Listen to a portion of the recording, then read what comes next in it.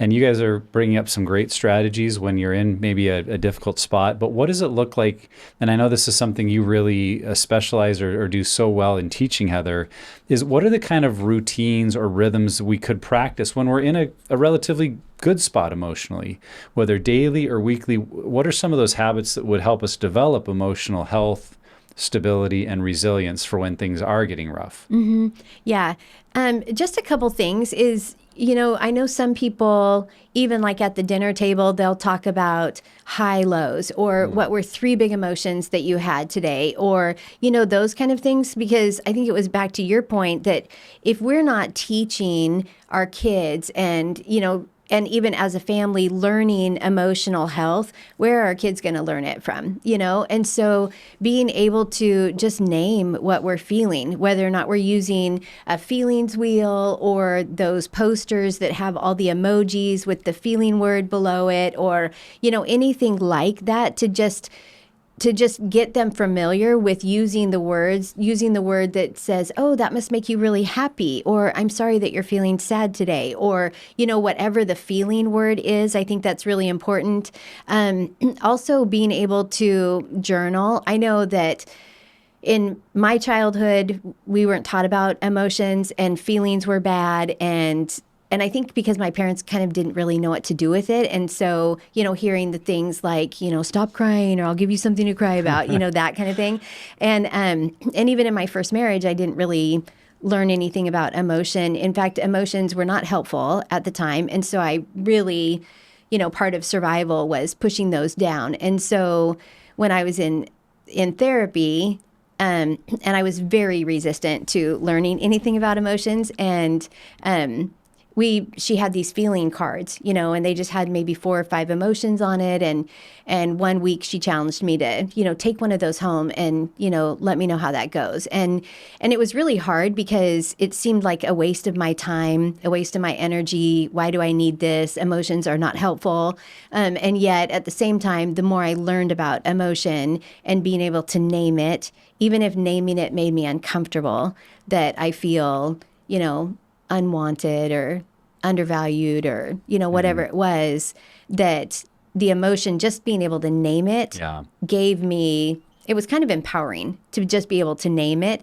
And then also journaling about our emotions, I think that's really powerful. And sometimes I've used this one a lot when I have a reoccurring emotion that pops up. And of course, I initially say, I'm not feeling that. But then when I will say, okay, this is what I'm feeling, I'll write it down. I'll leave it on the paper where I can see it. I'll walk by it several times throughout the day. And then when I have like 10 minutes the next morning, I'll take that paper and I'll sit down and I'll write everything that comes to mind about that word. Because sometimes I think that if we try to rush it, that this is an exercise, I'm going to write down what I feel about this, then we're not really getting to the core of why we're feeling what we're feeling. And so just giving our brain a little bit of time to kind of sort it out, and then giving ourselves space and time can be helpful.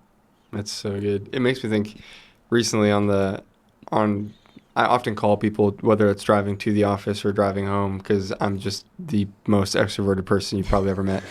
And I would often call my dad on the way home. And sometimes I'd just say like, oh, how was your day? And we'd have a good conversation. But at some point I switched and I started asking him, what was one feeling you felt today?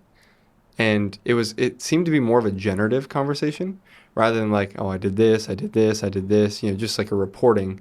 It became this self-reflection and almost an invitation deeper of like, I felt dismissed. It's like, Dad, that's a great word, like, tell me more, what was the story?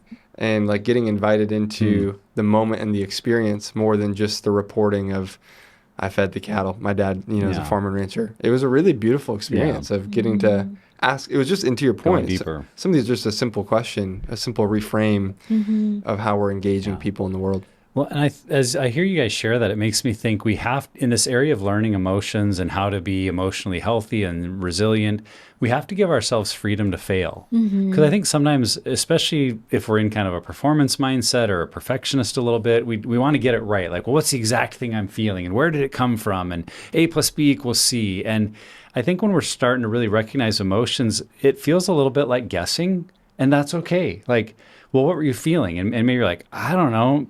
maybe unvalued or unheard. Could that be it? Like, it doesn't have to be perfect. Like, well, let's explore that word. What made you think that? And I think that freedom to not have to get it just right, but you're just kind of exploring and learning, and maybe you're totally wrong. No one is going to grade you. No one's going to judge you. Oh, sorry, that's not the feeling you were feeling. Like, it's just being free to listen to what comes to mind. It makes me think too what we say in groups about certain exercises. Like, if it comes to mind, just write it down. Because I think there are parts of our brain that know intuitively what we're feeling, and it tries to tell us, but our conscious brain goes, no, it's just like you said, oh, it's not that. I'm not feeling that. Right. But a part of our brain is going, yeah, would you listen? And so if you start these exercises or practices, like, okay, what am I feeling today? And something comes to mind, you're like, well, that can't be right.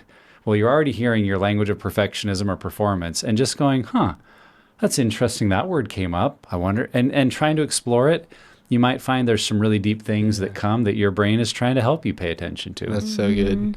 I'd say also, just random side note before the next question, silence.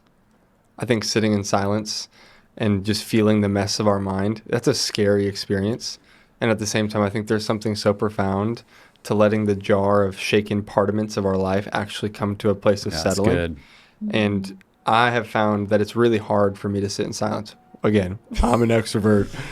And the importance of it to like actually let my mind try to come to rest. And I say try because it's hard.